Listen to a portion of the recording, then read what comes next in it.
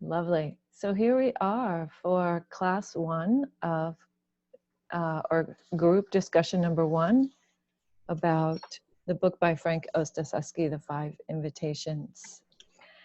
And the first invitation today is don't wait.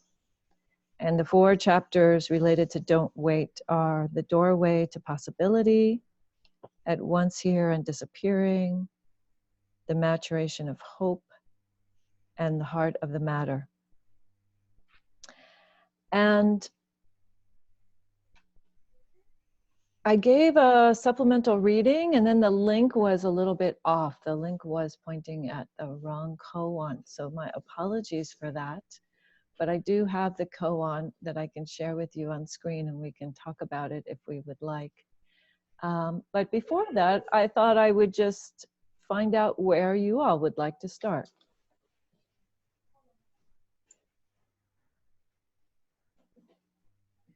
Do you want to start with a recap of the material, or is there a question or a comment that comes forth?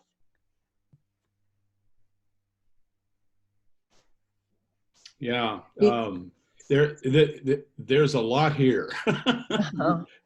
Yeah. I was thinking of Woody Allen's comment that in America, death is considered optional. And that's... I never heard that. Oh, Me yes. neither. And in fact, we've used the word death several times, and it's here. And to say he passed or passed away, but just passed, drives me nuts. Yeah. He died. Yeah. We don't even have it in our daily vocabulary. Yeah. We're that shy of it, and yet it's around us all the time. So I'm so glad we're doing this. Yes. My comment is, I lost her. Yes, that's another one. I lost her. I didn't lose her, she died, but I lost her. That's our euphemism. It's another way not to say death. Yes. Yes. Yes. Even in the hospital, sometimes that happens. People don't want to use the word died or death or... Yeah. There are all kinds of different ways around it. Depending, I think, part of it is can be seen as a kindness if folks are feeling really overwhelmed or you know, so emotionally wrought that even to talk at that point, even just to state what's true is too much. But it is true that, yes, our society does a very good job of keeping death put away. One of the things that I realized when I became a home hospice chaplain was that there were many people dying in all kinds of neighborhoods, in all kinds of places. And we don't know because it's behind closed doors. Because it's happening behind closed doors. I was wondering if it's cultural, if Michaela can tell us if it's this. Did I pronounce that right? Yeah, I was just thinking that when it comes to language, we actually say he died or she died. We don't have a word like passed away, or at least I'm not aware of that. We use the same word. Maybe it's just an American thing. Yeah, maybe our language is into Russia, and maybe Russians doesn't need to, you know. Yeah, it's interesting because in Spanish also se murió, ¿verdad? I mean, I don't know any other way to say it. Now, I'm not a native speaker. That's my second language, but Genka-san? Falleció. Falleció. A little fancier, but yeah, it's the same thing. Right? But yeah, other than that, death is like taboo here, like as well. I think it's the same everywhere, basically. Yeah, people don't talk about that much. And when you talk about that, then they consider like paranoid. When it will be, you know, we could die. Yeah, don't be so paranoid. No, I'm not.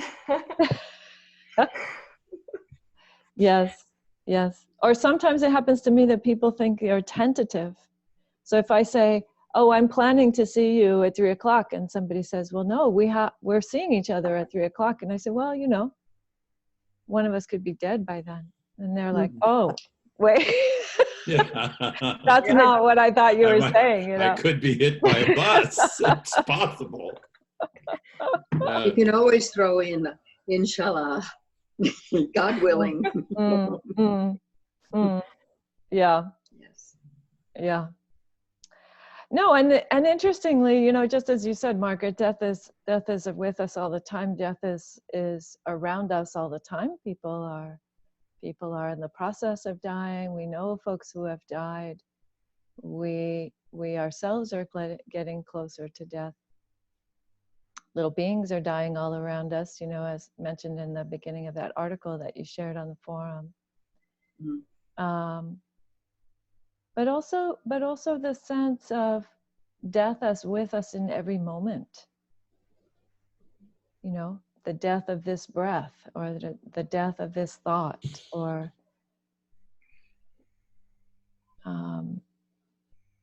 the death of this moment in time, shifting to the next moment. There are different schools of thought about that. In Buddhism, there are schools.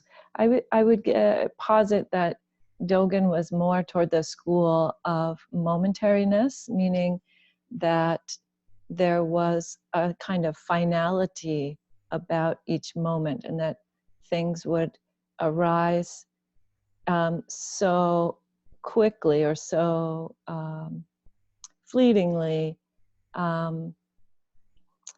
that there was, as he says, like one moment is cut off from the next. One moment is cut off from the next. So that's a teaching of momentariness or fleetingness. I'm going to mute you there, Margaret. Or is that Vita? Not me. No, it's me. Okay. My husband should pick it up. Okay. But there are other schools, certainly the early Buddhist teachings, where there is a sense of the arising of a thing, its persistence over time, even while changing, and then its ending. So there isn't this sense of the moment being cut off necessarily. So there are different ways of seeing it, but nonetheless, all of them are dependent on this sense of impermanence. And this is a little bit about what I think Frank is talking about when he, in the chapter about at once here and disappearing.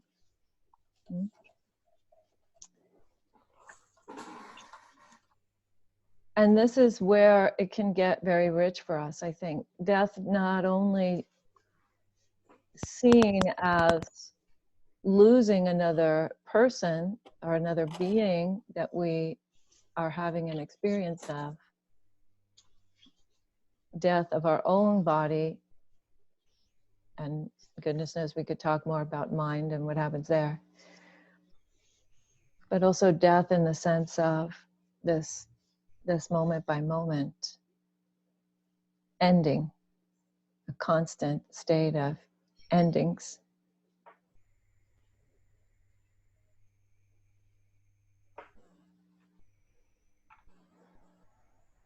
So the question is, how does that help, or does it help? There's a sutta in which the Buddha has a large number of monks with him, and he asks them all about how they think about their own death, and they go around the room, it seems, and the one says, well, I think maybe I'll die sometime this year, and another one says, oh, I think maybe I'll die sometime this summer. And another one says, no, maybe I'll die sometime this month, or this week, or this day, or before this bite of food is ended. And finally, the one monk says, I could die before the next breath. And the sutta, and in the sutta, the Buddha says, yes, that's actually the way to practice with death. The next breath is not guaranteed.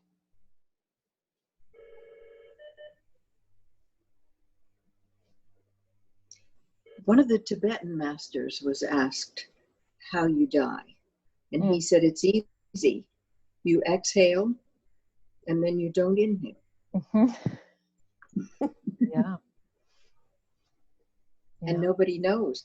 Just we're back in our Florida home, and just last spring, a woman here who was, I consider not old, she was 68, had a little indigestion and went in to take a nap. Now, the women here probably know that indigestion in a woman is a heart attack sign frequently. Her husband went to wake her up and she was dead. Wow. The island was stunned. How, I just saw her yesterday. How could that be? And I'm thinking, but that is the way it is. For her, it was wonderful. It was shattering for her husband. Yes. But that it can be that fast. And so what helps when that happens? I think recognizing this, how stunned you are, seeing how shocked we are with what's real, what's right now. And then recognizing how precious every moment really is. And how vulnerable we are. Yeah. All of us. But he doesn't talk much about those kinds of deaths in this.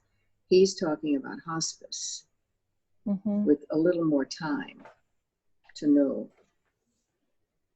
Yes, those accidental deaths, those accidental deaths, or those deaths that are very, very unanticipated, can hit, as you said, can hit the survivors a lot harder than ones where there's a prolonged period of illness or a prolonged period of bedridden. Wow, that's so true. Yeah. Yeah.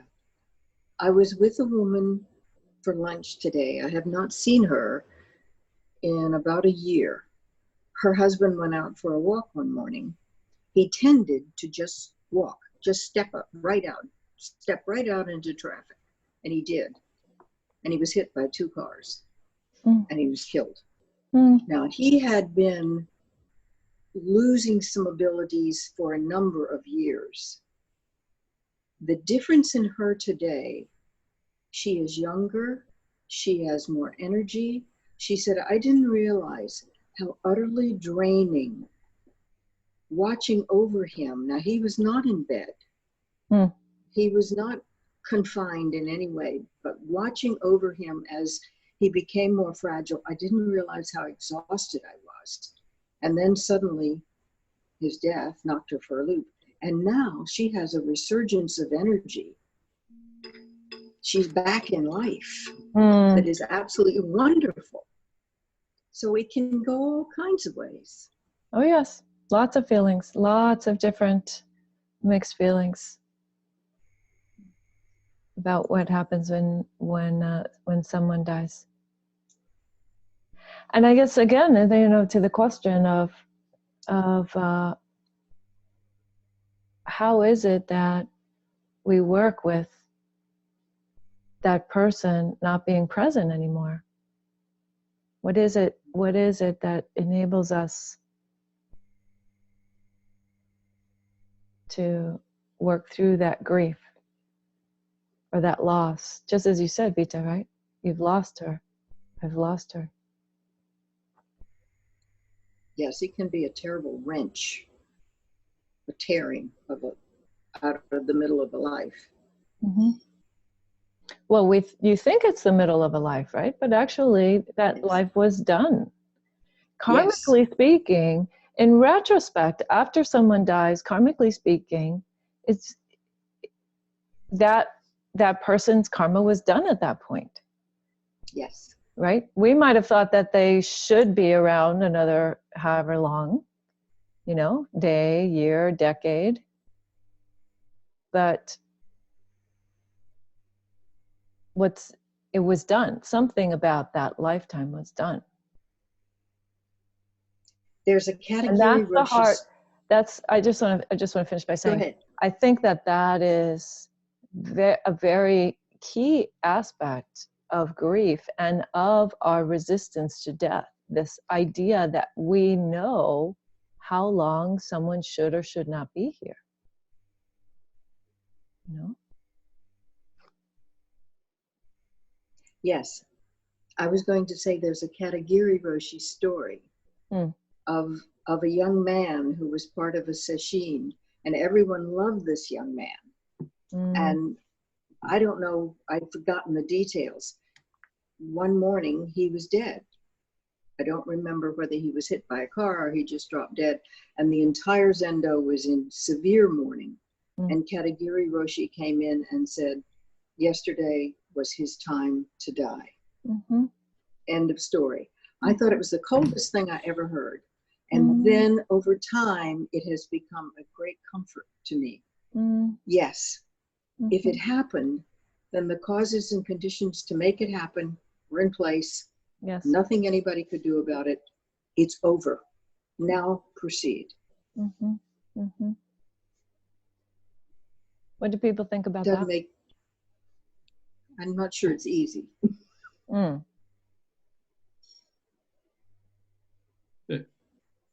The question you've asked a couple of times, Conan, really rings a bell for me, and it's a question of what helps. I guess maybe in my family, I don't know why it is, but my family's, especially on my mother's side, not at all afraid of talking about death. There's a lot of death jokes and stories about funny things that happen at funerals, and funerals tend to be goofy times when funny things happen, and they bring out a lot of things about the family that you learn about. So even as a child, you know, funerals were just, there were lots of old people around all the time. So and I think that's a nice place to start, but then it leaves you with the question, well, what helps? You know, for me, that's the key. And in fact, my phone just rang and I thought it was Marion, who's one of the caretakers for a dear old friend who's 90 years old and who is dying. And we don't know if it's next month. This is interesting, right? It's some folks, people sit around and they say, well, I think it'll be next month. Well, no, I think he's strong. It's going to be another 6 months. Well, it could be tomorrow. And we finally don't know. And that makes the idea of what to do, what helps, I think, more difficult for people. Yes. Because we like to have a sense that, oh, first it's this, then you see this sign, and well, you know, certainly we can plan because we like to plan, and it's helpful for others to know, when do we have to be here this week or not? How bad is he? This kind of thing. And you realize that question is a question you can ask, as you said, every second. Yes. Right? So the question of what to do, there's no single answer, maybe, what to do that what helps. It always depends on that, on being present in that moment. And I don't know why it is, but I keep getting something in my eye when I'm reading this book. I did not expect that, because I'm from a family that deals so well with death. Speaking of euphemism. I can just, exactly. No, I bawl, like, you know, Scottish family, right? We do that. Good for you. Okay. Well, good for me. And what that does is wakes me up to the potential beauty in all of this stuff. You know, I'm not crying because this is so difficult. I'm crying because it's so flipping amazing. Yeah. That there are these moments coming out in the book, and these little stories that he tells that remind you about these little momentary miracles that happen. And I'm sure there's other stories, and, you know, things are unpleasant, and he's got those stories as well. Yes. And being open to all of that. I thought that's why I was picking up the phone. This is the work that we're all doing, caring for old Joe, is the work of caring for one another. And the Joe that's in your hearts. And the Joe that's in your hearts. Yeah. Because that's what will still be here when old Joe takes his last breath, right? Sure. Yeah. Yeah. It's powerful. It's powerful. I love the question that Frank poses. I don't know the page, but he poses this question of what would it be like if we saw death as a last phase of growth? That was interesting. Yeah. It's a fascinating question. It's a fascinating question. And I would suggest it's a realistic question. This is not pie in the sky. This is not something you have to be a practitioner to do. But it is something that requires a kind of intimacy and a kind of permission. So that's something that folks may already have with that person, like you have with Joe, right? You have a kind of intimacy with him that would enable some kind of exploration that wouldn't happen, perhaps, if I or somebody else who doesn't know Joe walked in the room. And the same is true for all of us, right? That we have those relationships with those people, and that gives a certain opportunity. Gives a certain opportunity. And that opportunity is basically with us every day. But certainly, I think it would be a mistake to also dismiss the fact that knowing that you are closer to the end, that your days are numbered, really, literally, changes you, right? It changes the way people behave, if they're cognizant of that. I don't know how with it Joe is at this moment, or whether he knows that he's dying. Yeah, he's very with it, and it's interesting because, you know, the fact of his aging has been very present for him. He's outlived most of his friends. He's someone he lives near the beach and has lived near the beach for 50, 60 years. He used to swim every day in the summer up until last year, and began having some difficulties. And last time I was there, in fact, 2 weeks ago, he motioned me over, says, "Come talk to me."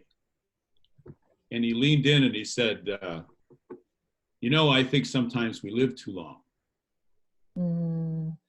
And I'm trying to practice this business of taking a breath before I open my big mouth, and I probably didn't, and I probably said something about, "Yeah, I get it," because, and I should have stopped with the "I get it," because I'm not sure I quite get it anyway, but that was something he had never expressed that before. And he considers himself a nominal Buddhist. He has a very kind of measured way of living, a very simple way of living, always has. And there's such a flurry around him of people trying to help and putting in cameras in his house so they can watch to make sure he doesn't fall, and making sure there's always someone there, which is a huge effort on the part of what's left of his family. You know, an elderly cousin at 85 is all he's got, right? And a few friends that try and come in and help and so on. So I think I especially like this idea in Frank's book about listening and just being present for things. Yes. Because I think I ask myself often, you know, how can I best help? And I can't know the answer to that until I'm there, and then try and respond to that, and I'm okay with that.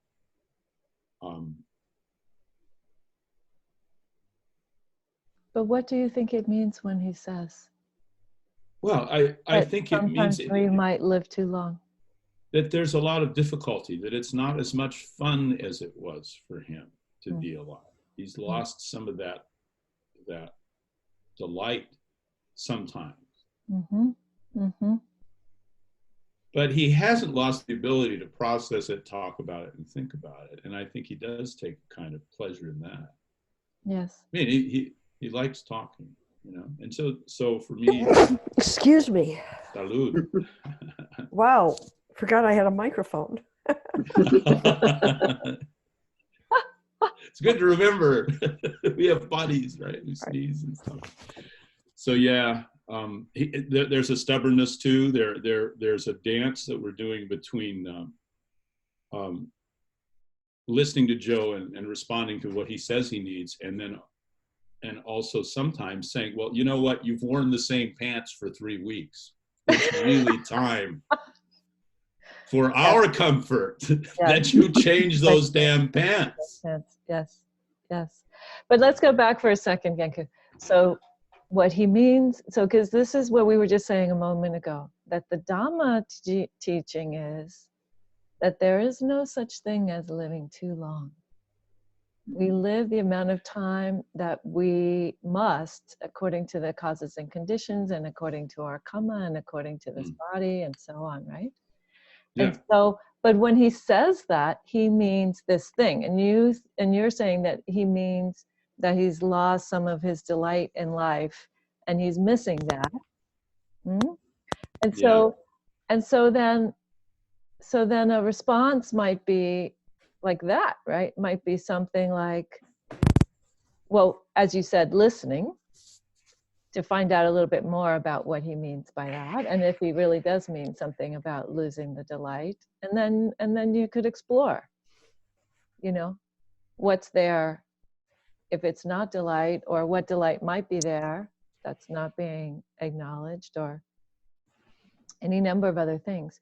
Because I would suggest that it can be hard without help, actually, to realize the purpose of those last few days or weeks or months, especially if you're going through a lot of physical difficulty, right? Mm-hmm. You have to really find the meaning in it somehow, if it's going to be something other than just a slog through the pain, you know, both the mental and the physical pain. But when I hear that maybe we live too long, or maybe Joe thinks he's lived too long, I hear that. I hear something like, I'm not sure what my purpose is right now. I'm not sure what my life's meaning is, or what is it that this process that's going on right here and right now, how that fits, or how to make sense of that. Yeah. Well, one of the things that I've noticed, and I haven't said this to Joe, it's the conversation. We have a lot, probably too many conversations among and I'm still playing with whether to call it caregivers or caretakers, right? We're taking, well, we need a different word. Support team. The support. Yeah, we're Team Joe, right? Team Joe talks a lot about what we're doing. What I've noticed is that this whole process is helping all of us in very surprising and interesting ways. We're all learning things about one another. And that's been expressed by people saying, you know, this interesting thing happened with Joe, and I realized this, and I came to learn that. And I've had a lot of those moments, and I've spent a lot of time on the phone with some of the other folks in Team Joe. And maybe that's an interesting thing to let Joe know, that he doesn't know all of the amazing shit that he's dumping in our neighborhood. Beautiful. And is allowing us to learn all kinds of new things that we didn't know before about one another and about him. Beautiful. And I've never said that Please to Joe. Tell him. Please tell him. Yeah. I better tell him that. Surely, you better tell him that, because I think you would really, I'd be super interested to hear what Joe has to say to that. Yeah. Yeah. Yeah. You know, I have a good laugh, I think. When Blanche Hartman was dying, she had a heck of a time. Oh my gosh, she had a heck of a time. So Blanche Hartman, for those folks on the call, on the discussion group that don't know, was the first woman abbot of San Francisco Zen Center. She was a woman from the South. She'd actually taken a practice in her 40s. She died in her, gosh, like how old was Blanche when she died? Maybe 88 or so. Almost 90. 89, yeah, very close to 90. And Blanche had been a spark, a total firecracker. She learned how to, during the Vietnam War, she learned how to fix cars so that she could help with folks around her neighborhood whose cars are getting older and were broken down. And she'd literally get in there and like replace somebody's, muffler or whatever. She like knew how to do all this stuff. And as the cars started to get more electronic, then she lost her skills. She wasn't very happy about that. But and even at Tassajara, at the Zen monastery down in Carmel, she was the auto repair person for a number of years. And so when she was sick and dying, she had a heck of a time. She didn't like being in bed. She didn't like being dependent. She didn't like having to call a nurse over in order to use the bathroom. But the one thing that gave her some solace was the idea that she was giving other people a chance to help. That this was her chance in her life to give other people the opportunity to do some practice, to be helpful in whatever way they could, to show up and bring her flowers or whatever they wanted to do. And so she would look across the table. I brought her some flowers. She had a whole table full of flowers. I brought her, I forget what kind of flowers. And she had a whole table full. And I said, oh no, Blanche, you already have too many flowers. And she said, no, I look at that table and I see love. I see people expressing their love, even if I don't live long enough to take care of those flowers. So maybe Joe has, okay, maybe Joe could have a whiff of that, how much he's helping all of you. I think that's a lovely idea. Yeah, thanks for that encouragement. Yeah. Mm-hmm. I'll work in that direction with Joe a little bit. I'll see him Friday after next. So. Okay. Back in North Carolina? He's actually, he lives at the end of Sunset Boulevard. Bought a house overlooking the beach in 1959 for 30 grand. Thought he'd never be able to afford the thing. Of course, now it's the little teeny beach house surrounded by big mansions. It's very funny. Pretty spot. Mm-hmm. Wow. All right. What else? What else would folks like to talk about? Should we jump to the koan, or do we want to stay on another question? Other question, other comment? Yes, Vita. I just wanted to say, I think, I don't know, as you were talking about Joe, that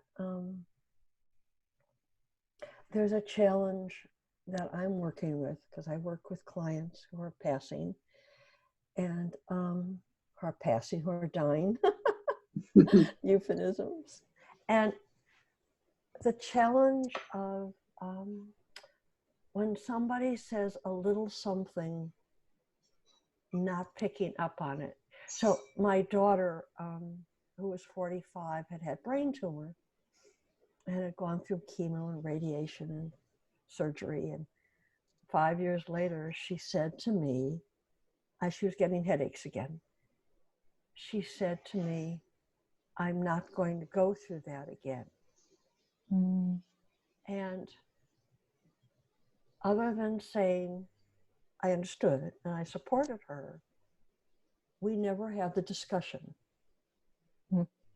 And which discussion, Vita? You never had which discussion? She would have been open to this discussion of what does that mean? Mm-hmm. That what is your future with that? Mm-hmm. She knew that meant she's going to die. Mm-hmm. But because of so I guess what I'm saying is, at least in my experience, when that little something comes up in a conversation, I am learning to respond to it and see what more the other person wants to say. I think there's because of my discomfort, it's always, it's not an easy thing to, it has not been, I'm working on it. Yeah. It has not been easy to, you know, what does Joe mean when he says whatever he says? Yeah. It's a wonderful gift, actually, Vita. It's a wonderful gift to be present enough to notice that door has been opened and to leave it open. Yeah. To say, oh, I see that there's an open door there, figuratively speaking, right? I see that there's an open door there. Let's leave it open. Let's see if there's something more, if you want to step through, if there's something more, if there's, or not, right? I mean, it's incredibly delicate.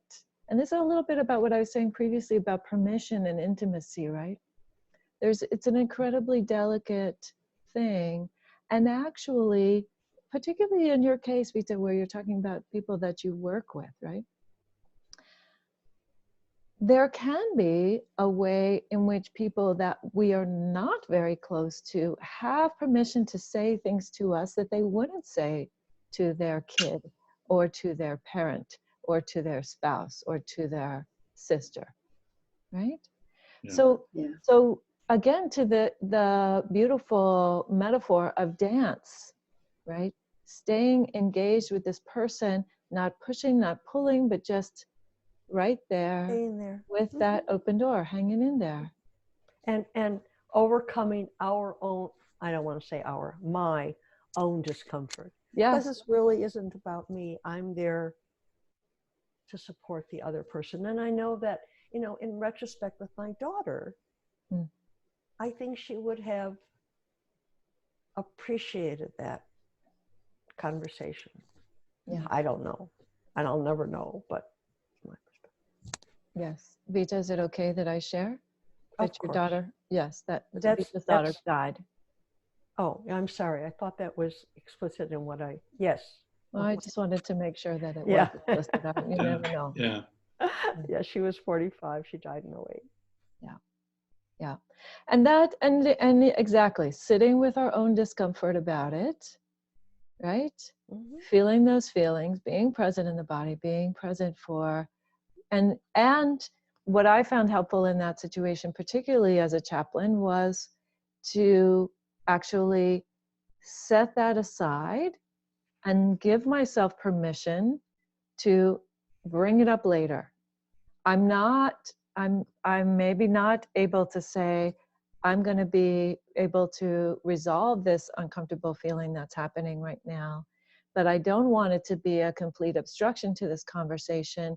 So what I could do was, and it sounded initially when I first was in training about this, like, oh, that's weird, or that's some kind of dissociation, but actually I found that it's a very skillful thing that there can be, for me, and I put it out there as a suggestion,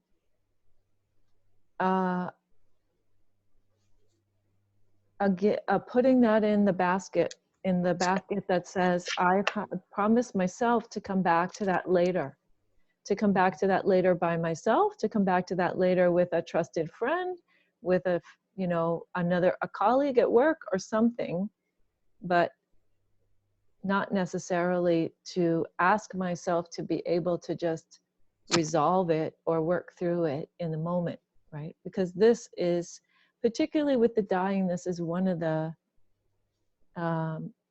things that I think, one of the gifts that we can give them, that it's about them right then. It's about them and what they're going through, and it's their time, because they don't have that much time. It's their time. And to the extent that we can, to the extent that it's healthy, because with family members it's a little bit different, but to the extent that it's healthy, to have our things get resolved in a different way, or in another moment in time. Thank you. Yeah. Michaela, would you like to, I think you had something you wanted to chime in. Yeah, I was going to ask if the question what helps was meant like what helps during the process of dying or also before the death comes, like in general, or because I was thinking about that from the like perspective of regret and you know, like when we can see at everyone around us, like, you know, we could die in 1 second and I could die in 1 second. So what's going to be my choice? How I'm going to behave? That can help us to have like clean table with everyone, which is, I think, crucial when one of your relatives dies. Yes. Then it makes difference whether there was something to be fixed or no. Yes. I was thinking about it. This is very important to me because I don't have any like experience with hospices and so on. So I don't know how to, you know, look at it from that perspective. Yes. Yeah, No, I think that's a very important point. It's very skillful way of taking this teaching about death and the immediacy of death, the unknown timing of death, and actually having it be a part of life and a part of living your life in a skillful way, right? I agree. I think, you know, what it calls to mind, and Mikhaila came and actually visited the monastery all the way from Czech Republic. She came out to Aloka Vihara for a couple of weeks this summer. Yay! Yeah, it was wonderful to have a visit. And so she, I think, saw that one of the rituals that we perform, one of the what we call observances in the Theravada, is that anytime you're leaving the monastery for more than 3 days, you sit down in front of the folks that you live with and you clear the air.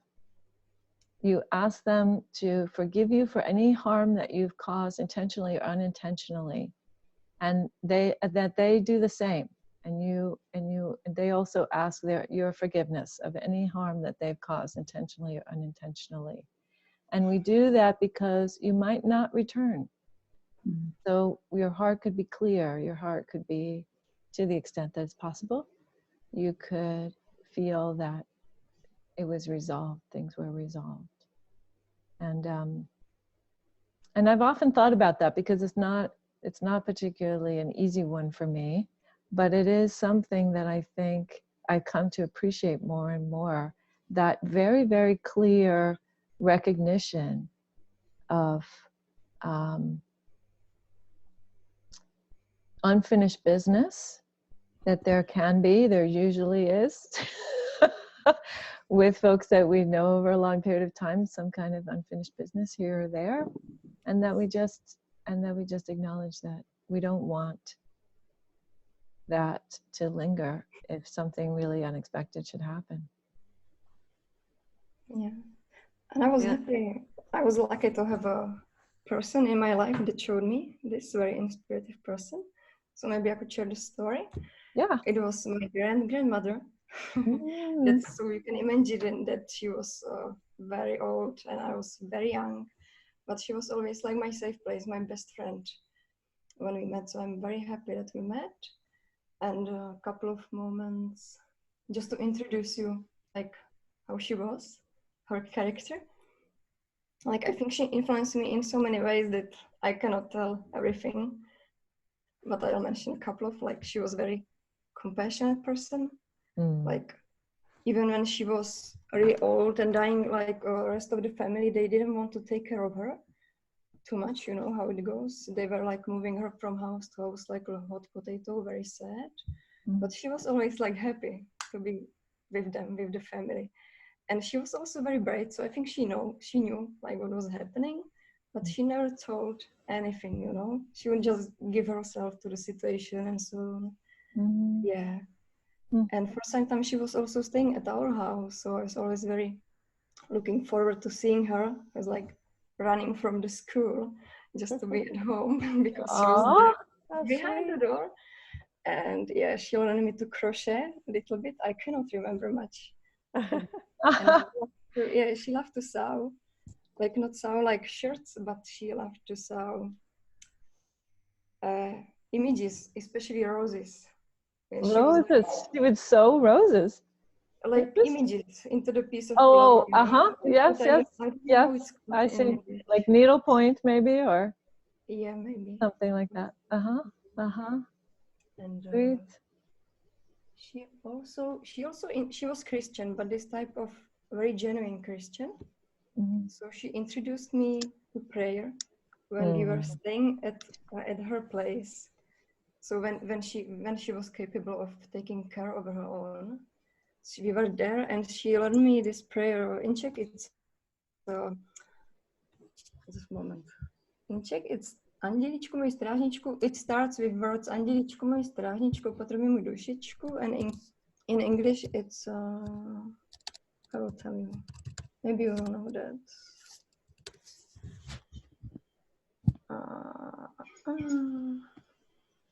Yeah, but the English translation is not so good. It starts with Angel of God, my guardian dear, to whom God's love commits me here. But the thing with Czech is this English translation is not good because it sounds like for adults, I think. Oh, In Czech, it sounds like for kids. It's very childish because we say angel is anděl, but andělíček is like a little angel. Oh, sweet. And duše is soul, and dušička is like a little soul. So you can imagine, how it sounded. Oh. So actually, because of her, I wanted to become Christian. So, oops. Whoops. Well, I can remember that. Yeah, it was sometime after she died. I would put flowers to like statues, Christian statues, because I thought that's because why she was like that, because it was the only difference. Yeah, she always had this little book, and I didn't know any other Christians.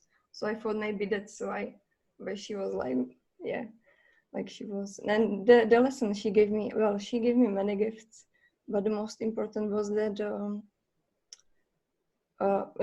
one day she died, of course, yes. And the funeral and everything, it was like fine, kids, they are more or less maybe confused, like what's happening, but they're usually like, yeah, it's not shocked or not that, like the reaction of kids is not that bad as with adults.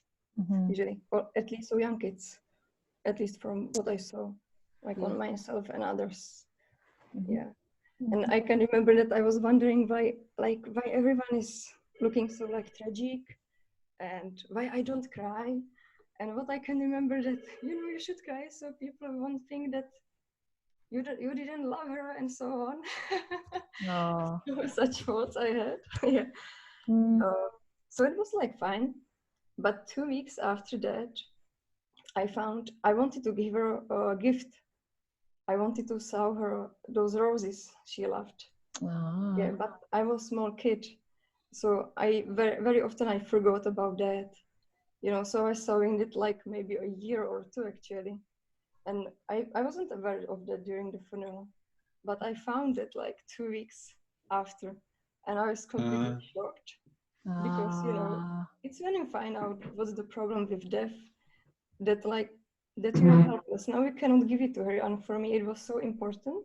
Like it represented, that love and so on. So yeah, she showed me in this way. I think it was the biggest gift she could give me actually. Oh, beautiful. Yeah, she showed you what it is. And actually, in a quite positive way, it wasn't that terrible. Like I could remember very well. I kept that sewing for a very long time. But yeah, I connected this whole experience to her person that was like so inspirative for me that it didn't feel like something terrible. And I remember that when I saw Dhammadipa, I read the first chapter of the book of those suttas in the Buddha's word. You recommend it? Yes. And there's a sutta, 3 divine messengers, about death, age, and illness. Yes.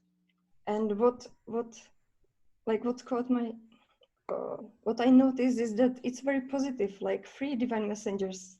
It sounds like it's a good thing actually. And it's when I actually remembered her, he showed me in a very, very inspirative way. So when I see roses now, I always remember her, like my love for her and the connection. Yeah, very nice. That's a beautiful lesson. That is a beautiful lesson. Yeah, and a beautiful, that's right, a beautiful teaching that that's the way that it's recorded in the history, that the Buddha was so moved by death and his sudden recognition that death was going to come to him and everybody that he loved, that it motivated him to go out of his home life. Yeah, thanks to this group, I found a photo yesterday. I visited my mom and I wanted to share a photo with you. Oh yeah, let's see. Yes. Yeah, I think I could upload. Yeah, I want to share another photo of her having a sherry, like earrings, you know. But my mom, she probably, it's somewhere, I don't know where. She always puts her special things to hidden places and then he cannot find them. But thanks to that, yeah, plenty of old photos, which was fun. And I found out that I actually have a photo with her. Oh wow! Of you as a little girl with her? Yeah. Sweet. Let's see it. Let's see it. Oh, look. Oh, look at you. That's I a can great picture. Which one is you, Michelle? Looks like there's two children there. Yeah. Oh, it's my younger sister, one of my younger sisters. I was the older one. I think Here my we go. younger sister, she cannot remember her. She was really tiny. You Yeah, are look at that smile, right? Beaming, beaming, beaming. Oh, The smile is the gift from her. the smile is the Yeah, love. yeah. Yeah, the smile is the love. That's beautiful. Aw. Thank you for sharing that story. That's wonderful. And now it's on the recording, so everybody, Dana and everybody will get a chance to see it here. Oh, I forgot about it. Okay. If you don't want to, then we'll cancel it. But no, it's okay. It's okay. It's yeah, fine. everybody will see it. It's beautiful. Sweet. Yeah, so she did give you that gift, huh? Completely afterward. That gift of knowing the love and knowing that that's the difference. That's what we lose when somebody dies. We lose their presence, their physical presence in our life, and the going forward. You know, we can make new memories of them, but not together with them. And that's often the painful part, that we cared about them and we can't make the new memories. Yeah, it stayed with me, except of adolescence. Yes. I forgot about it. But you said when you see roses, you think of her. So in a way, you know, that is how you carry her forward. Yeah, it's not And just you, about roses. I think as I grow, I can like feel her presence much and much more in my life. Like in general, it is many others. Huh. That's great. Thank you. Yeah, thank you for sharing. Okay, so on that note, I want to shift, and I'm going to share my screen just a little bit here, which means that the file will be bigger, but it's worth it, I think. And talk to you a little bit about this koan, because it ties very nicely into what Michaela was saying. So this is a koan. A koan is a, what is it? Is a story that demonstrates the unity of the absolute and the relative. That's what the koans are meant to show us. And without going into a lot of abstraction, this is a koan, and you have here the preface and the case, and then the verses that go with it. And we'll just talk specifically, I think, about the case, because we only have about 15 minutes left of our discussion here. And this is, as I said, number 53 from the Blue Cliff Record. So this is one example of a translation by Thomas Cleary of the Blue Cliff Record. It's one of the 3 major koan collections that are used in Soto and Rinzai Zen Japanese Buddhism. And so the case is this: Great Master Mazu, who was one of the most famous masters of his time, was with Baizhang, who later becomes also a great, great master. And they saw wild ducks flying by. So there they are, they're walking in the field together. And they see these wild ducks fly by. And Mazu says, "What was that?" Or "What is that?" And Baizhang, the student, says, "It was a wild duck." Or in some of the translations, is plural. I think, yeah, wild ducks, plural, which is key. And Master Mazu says, "Where did they go?" And the student says, "They flew away." And then the master takes him by the nose and gives him a tweak. Rah! Wrenches his nose. And the student cries out in pain, "Ouch!" And Mazu says, "How did they ever fly away? Or when have they ever flown away?" When have they ever flown away?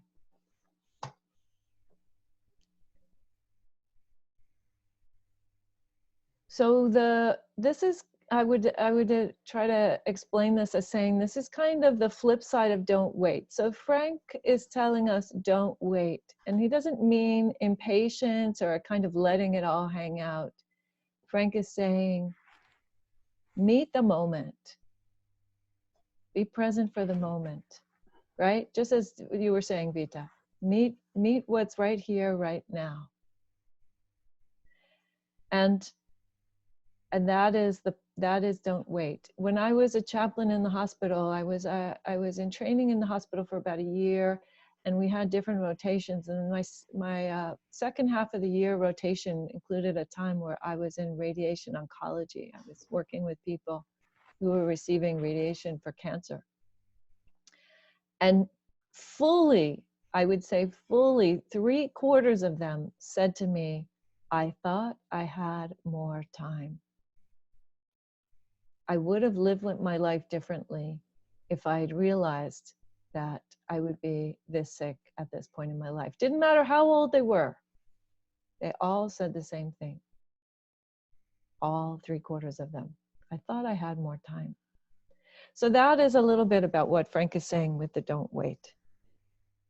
Don't think that you're going to live your life some other day when you're not sick or you're not sad or you have more money or more love or whatever. Live your life fully right now. And the flip side of that is this koan, and that's why I added it here as the optional supplemental reading for the week. Because what this koan is saying is something about two aspects, actually. Well, usually the koans always have 3 aspects, but 2 that I want to bring out today. One is saying everything from the past, the effects of everything from the past are here right now. The ducks haven't flown away. Their effect is already here. It's still here, even though you can't see them anymore. Just like the person who has died, I would suggest. Just like the person who has died. The effects of their life are still woven into your experience and the experience of everything that they touched, even when they're not in the picture anymore. That's how we deal with our grief, actually, I think. It's that we learn, just as Michaela said, we learn how this person's presence is part of our lived experience today. So the ducks haven't flown away, exactly. And the reason why he twists his nose is to bring him back to the point of contact. So this is the second aspect of the koan. The duck, the seeing the duck is a kind of contact. So when the Buddha talked about the 5 khandhas or the 5 aggregates, the way that we experience our life, we see a thing with the eye and there's an awareness of that, and that creates a moment of eye consciousness. And that is how we live from moment to moment. Always our senses being filled with contacts. Okay, so this is our life. So it hasn't gone anywhere. It's just a particular moment of contact. In each moment is going to be another moment of contact. So don't think that even your own things that are happening inside of you are lost. They're also still working. They're also still doing. They're also still creating their connections, like seeing roses and remembering your grandma.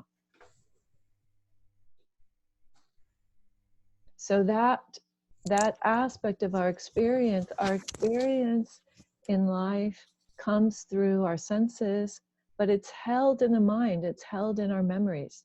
That's why mindfulness, this teaching that the Buddha taught over and over again, is related to memory. Remembering to be present for what is, remembering to be present for the interactions that we have in our inner world. And know that each thing has its moment. The ducks had their moment. The nose has its moment.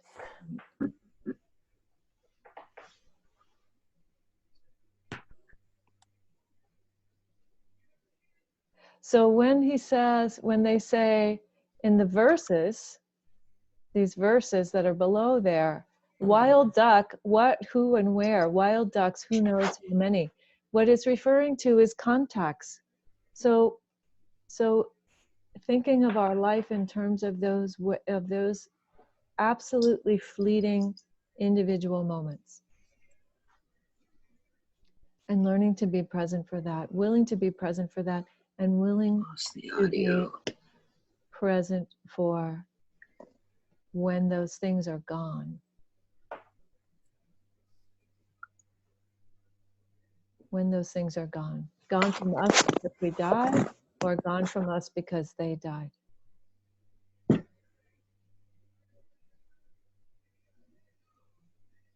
So, comments or questions on the koan? Anything that this brings up? In terms of how to relate to death, in terms of how to relate to our grief of the person being gone?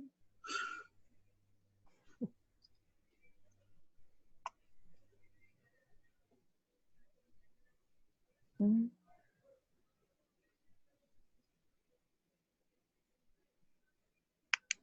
So again, what I'm suggesting is that there is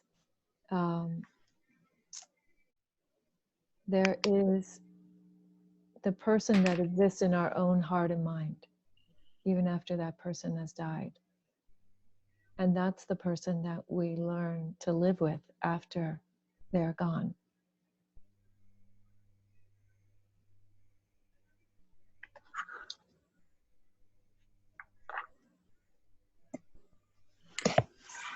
Maybe another aspect is pinching the nose.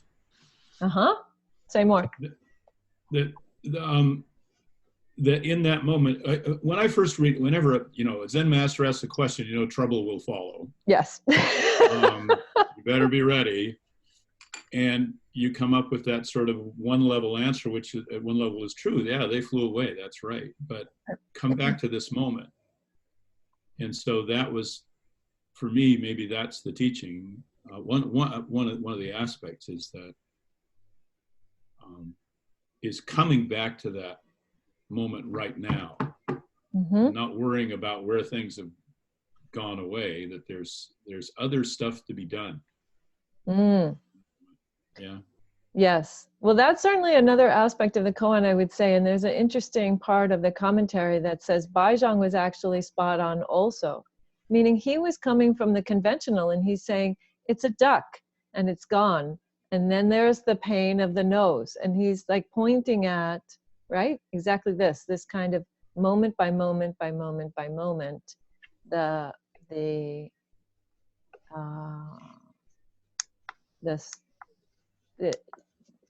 problem with that is you could fall into the sort of superficial understanding of that, right?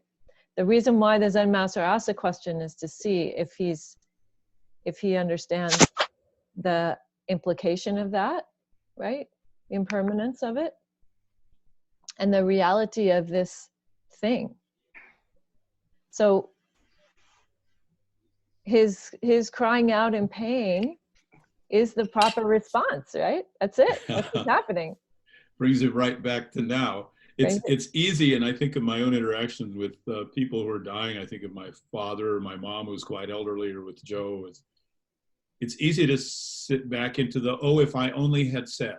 Right. Oh, if I'd only paid more attention to those ducks, I'd have a better answer. Right. Right now. Right Get now. back here. Right. And and to forgive yourself for maybe, you know, I hadn't noticed those ducks. Well, okay. Yeah. That's a thing that happened.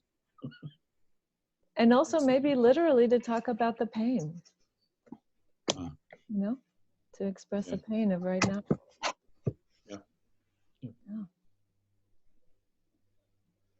Yeah. Great. So we are at our time, folks. So thank you for this very fruitful discussion and for being here from all points in the planet and participating with your heartfelt stories and what's going on for you these days, right now, right here, and in the past too. So we will meet again, same time, same day next week, I hope. If we're here. If we're here, if all conditions come together as planned. All right. And in the meantime, feel very welcome to use the forum and or to have a look at the recordings.